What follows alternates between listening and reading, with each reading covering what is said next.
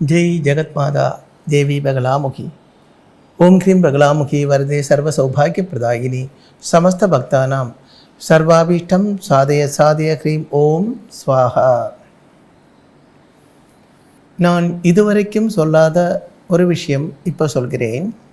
அதாவது ஒரு அரசியல்வாதியின் ஜாதகம் எப்படி இருக்கும், எப்படி இருந்தால் அவர் அரசியலில் டாப்பாக வர முடியும் அப்படின்னு சொல்ல போகிறேன். நீங்கள் ஒரு அரசியல்வாதியாக இருந்தால், இல்லை உங்கள் வீட்டில் அப்படி ஒரு ஆள் இருந்தால், இல்லை உங்களுக்கு வேண்டியவர் அரசியல்வாதியாக இருந்தால், நீங்கள் அவங்க ஜாதகம் எடுத்து பாருங்கள்.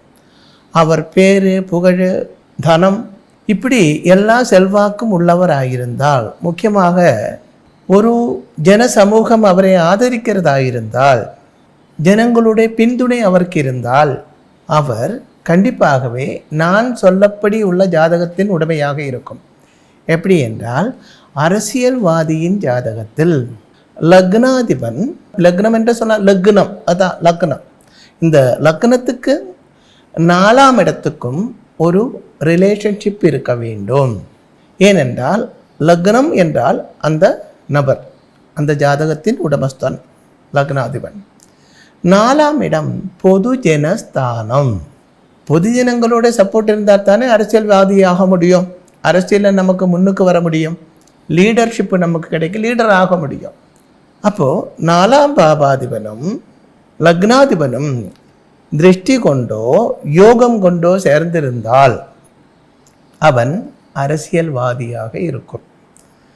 அரசியலில் செல்வாக்கு இருக்கும், ஜனங்களோட பின்துணை இருக்கும்.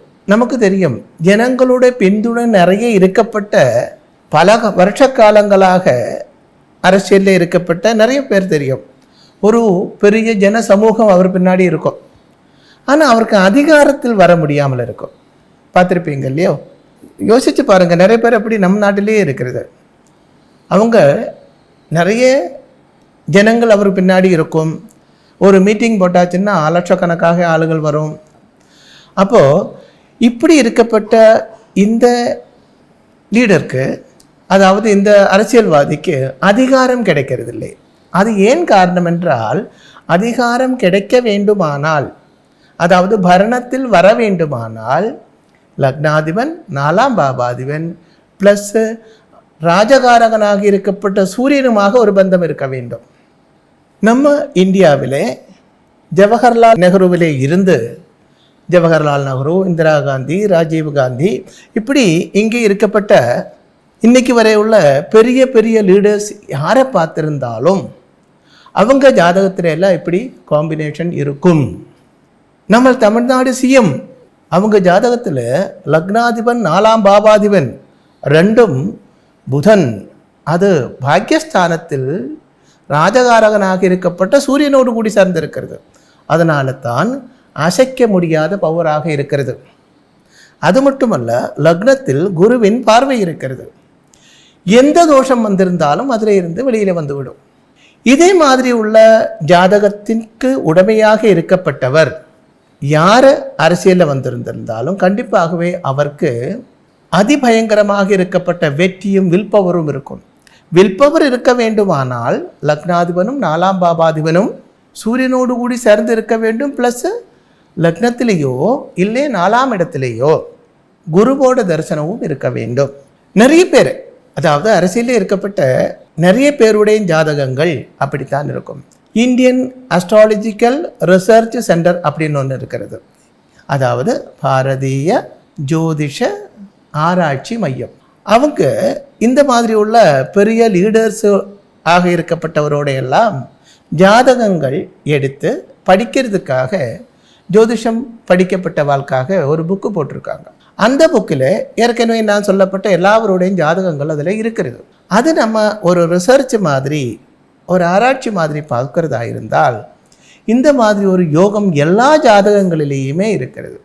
அதாவது லக்னாதிபனும் 4ஆம் பாவாதிபனும் ஒரு ரிலேஷன்ஷிப் இருக்க வேண்டும். அந்த ரிலேஷன்ஷிப்பு சூரியனுமாக யோகம் செய்திருக்கவும் வேண்டும். இப்படியெல்லாம் சொன்னால் உங்களுக்கு நல்லா புரியாது என்று எனக்கு புரிகிறது. ஜோதிஷம் தெரிஞ்சவருக்கு புரியும், அல்லாதவருக்கு புரியாது. அப்போ நீங்கள் அரசியல்வாதி ஆயிருந்தால் இந்த யோகம் உங்கள் ஜாதகத்தில் இருக்கா என்று பாருங்கள். அப்படி இருந்தால் கண்டிப்பாகவே நீங்கள் அரசியலில் ரொம்ப பெரிய ஆளாய் வரும், அதுக்கு சந்தேகம் இல்லை. இனி ஏற்கனவே சொல்ல மாதிரி ரொம்ப வருஷ காலமாக நீங்கள் அரசியலே இருக்கு என்று வைத்து கொள்ளுங்கள். உங்களுக்கு ஜனங்களோட சப்போர்ட் இருக்கிறது, உங்கள் பின்னாடி ஒரு ஜன சமூகமே இருக்கிறது, உங்களை ஆதரிக்கிறதுக்கு ஒரு பெரிய கூட்டமே இருக்கிறது. ஆனால் அப்படியெல்லாம் இருந்து உங்களுக்கு பவரில் வர முடியலை, ஆட்சி கிடைக்கவில்லை. அப்படி இருந்தால் என்ன காரணம் என்றால் அந்த லக்னாதிபனும் 4ஆம் பாவாதிபனுமாக இருக்கப்பட்ட யோகத்துக்கு சூரியனுமாக பந்தம் இல்லை அப்படின்னு அர்த்தம். அப்போ சூரியனுமாக பந்தம் இல்லை, அதாவது அரசியலில் செல்வாக்கு இருக்கிறது, ஆனால் அதிகாரம் தான் கிடைக்கவில்லை. அப்படி இருந்தால் அதற்கு ஒரு பரிகாரம் செய்ய வேண்டும். என்ன பரிகாரம் என்றால், ஒன்று அந்த உங்களோட ஜாதகத்தை முதல் ஜாதகம் பார்க்க வேண்டும். அதில் பூர்வ ஜென்ம பாபதோஷம் என்று இருந்தால் அதை மாற்ற வேண்டும். அது மாற்றியதுக்கு அப்புறம் பிருதிராஜ யாகம். பிருதி என்றால் பூமி, பூமியில் ராஜாவாக வாழக்கூடிய யோகம், அதுதான் பிருதிராஜ யாகம். பிருதிராஜ யாகம் செய்ய வேண்டும். பிருதிராஜ யாகம் செய்யும் பொழுது ராஜயோகம் தெளியும். ராஜசூயம் பழைய காலங்களில் பண்ணுவாங்க, ஆனால் கலியுகத்தில் ராஜசூயம் பண்ணுறதில்லை அப்படின்னு விதி ஒன்றும் இல்லை. ஏன் அப்படி சொல்கிறது என்றால், கலியுகத்தில் ராஜாவில்லை இல்லையோ, ஆனால் ராஜாவுக்கு சமம் தானே இப்போ நம்ம பரணாதிகாரிகள் இல்லையா? அவளுக்கு பாதிக்கப்பட்ட அவளோட ஜாதகங்கள் கொண்டும் நாட்டிற்கு வரப்பட்ட தோஷங்கள் நம்மளையும் கொஞ்சம் பாதிக்கத்தானே செய்யும். அப்போ அதனால் இந்த ஏற்கனவே சொல்ல மாதிரி அரசியல் செல்வாக்கெல்லாம் இருக்குது, அதிகாரம்தான் கிடைக்கவில்லை என்றால் பிருதிராஜ யாகம் செய்ய வேண்டும். ஆனால் பிருதிராஜ யாகம் செய்யும் பொழுது அது பர்மனண்டாகவே நமக்கு அந்த யோகம் பல வருஷ காலம் இருக்க வேண்டுமானால், இந்த ஜனங்களோட சப்போர்ட் நமக்கு ஸ்திரமாக இருக்க வேண்டுமானால், ஜனங்களோட மனசில் இருந்து நம் மாயாமல் இருக்க வேண்டுமானால், ஜனங்களோட மனசில் தான் நமக்கு இடம் கிடைக்கிறது இல்லையா? மனசு குரங்கோட சுபாவம் தான், எப்போ வேணும்னாலும் மாறி போய்விடும். நீங்கள் யோசிச்சு பாருங்களேன், ரொம்ப அன்பா பாசமாலாம் இருப்பாங்க, அப்புறம் சத்துருக்களாக மாறுறது. இதுக்கெல்லாம் காரணம் என்றால் காட்டத்து வச்ச விளக்கு மாதிரி இப்படி சரித்து கொண்டே இருக்கும் மனசு. அப்போது மனுஷ மனசில் நமக்கு பலமுள்ள ஒரு இடம் கிடைக்க வேண்டும். அவன் மனசில் மாயாத தொண்டர்களோட மனசில், ஜனங்களோட மனசில் உங்களோட ரூபம் மாயாமல் நிற்க வேண்டுமானால், ஜனங்களுக்கு சம்பூர்ணமாக உங்கள் மீது நம்பிக்கை இருக்க வேண்டுமானால், நீங்கள் இந்த பிருதிராஜ யாகம் செய்ததுக்கு அப்புறம் பிரஜாபத்திய யாகமும் செய்ய வேண்டும். பிரஜாபத்தியம் என்றும் தமிழ்நாட்டில் அது பிரஜாதிபத்திய யாகம் என்று சொல்கிறாங்க. ரெண்டும் ஒன்று தான். பிரஜாபத்தியம் இல்லை பிரஜாதிபத்தியம் அப்படி சொல்லும்போது ஜனங்கள் மீது நமக்கு ஒரு ஆதிபத்தியம், ஒரு அதிகாரம் உண்டாகிறது, ஒரு வில் பவர் உண்டாகிறது, ஒரு கண்ட்ரோல் உண்டாகிறது. யார் இந்த பிருத்திராஜ யாகமும் பிரஜாபத்திய யாகமும் செய்திருக்கிறதோ அவங்க அரசியலில் அசைக்க முடியாத சக்தியாக இருக்கும். அப்படி உள்ள யாகங்கள், அதுக்காக அரசியல் யோகம் இல்லாத ஒருவனுக்கு இந்த யாகம் பண்ணியா அந்த பிரயோஜனமும் கிடையாது. அது குருடனுக்கு கண்ணாடி வச்ச மாதிரி தான், அது ஒர்க் அவுட் ஆகாது. உங்கள் ஜாதகப்படி லக்னாதிபன் 4ஆம் பாவாதிபன் இது ரெண்டும் ஒரு யோகம் திருஷ்டி கொண்டோ யோகம் கொண்டோ சுபஸ்தானம் ஆகியிருந்தால், ராஜகாரகனாக இருக்கப்பட்ட சூரியன் தான் அங்கே உங்களுக்கு சப்போர்ட் செய்கிறது இல்லை என்றால், பிருத்திராஜ யாகம் பிரஜாபத்திய யாகம் இது ரெண்டும் செய்யும் பொழுது கண்டிப்பாக உங்களுக்கு அந்த அதிகார பிராப்தி உண்டாகும். அதிகார பிராப்தி உண்டாயதுக்கு அப்புறம் அது பர்மனண்டாக இருக்கிறதுக்காக பல வழிகள் இருக்கிறது.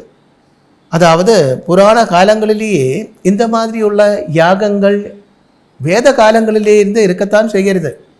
அது பண்ணித்தான் ராஜாக்கன்மார் சக்கரவர்த்திமார் ஆகிறது. நமக்கு தெரியும், பல ராஜாக்கன்மாரும் மகா ரிஷிமாரை வச்சு ராஜசூய யாகங்கள், மகா யாகங்கள் வேதங்களில் சொல்லப்பட்டதெல்லாம் யாகங்கள் தானே, அதெல்லாம் மனுஷ நன்மைக்காக உள்ளது.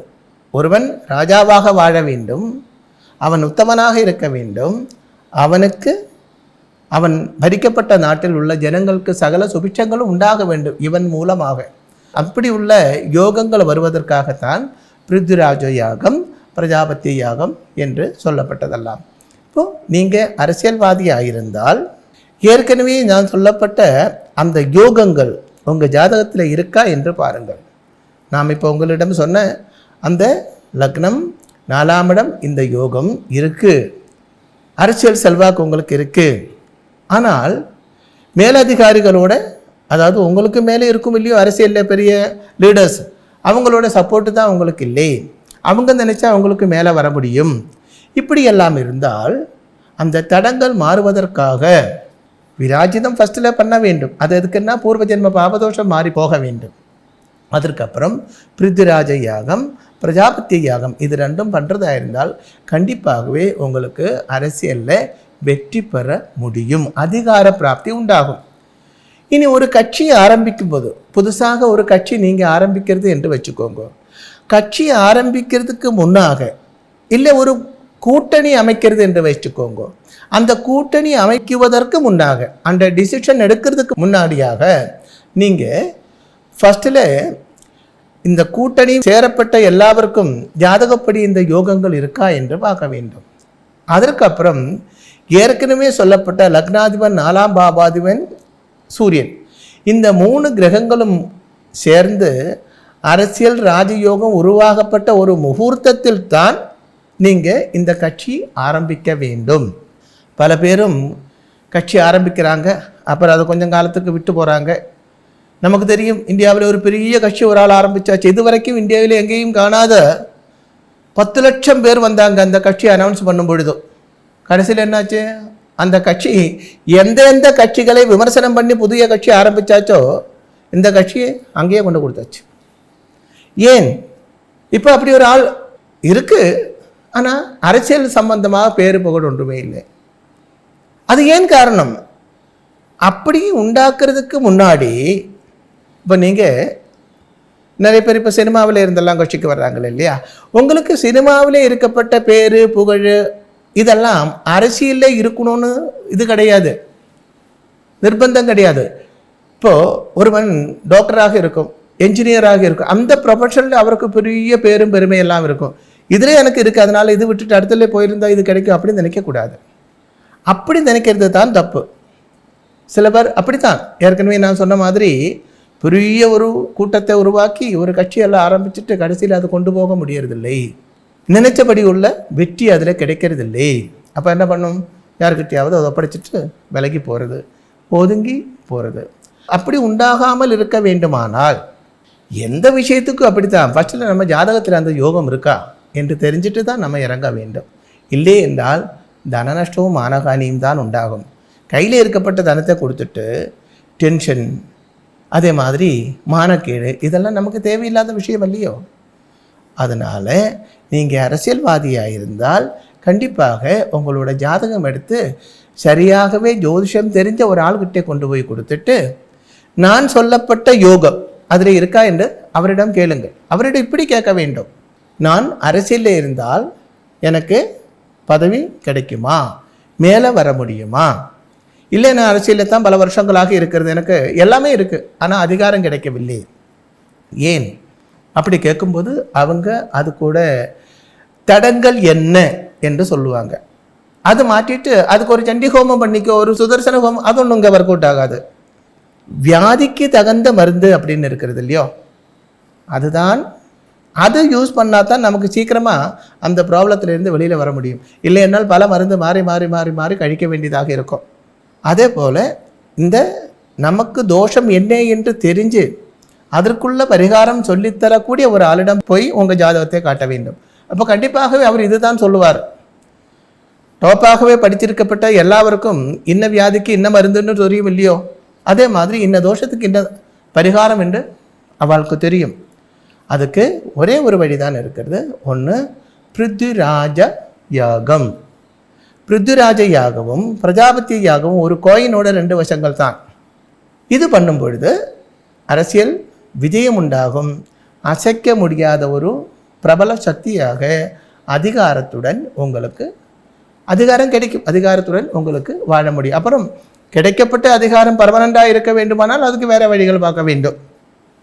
அது ஜாதகத்தை பொறுத்த வரைக்கும் இருக்கிறது. ஜெய் ஜெகத் மாதா தேவி பகலாமுகி. समस्त भक्तानां सर्वाभीष्टं साधय साधय ह्रीं ओं स्वाहा.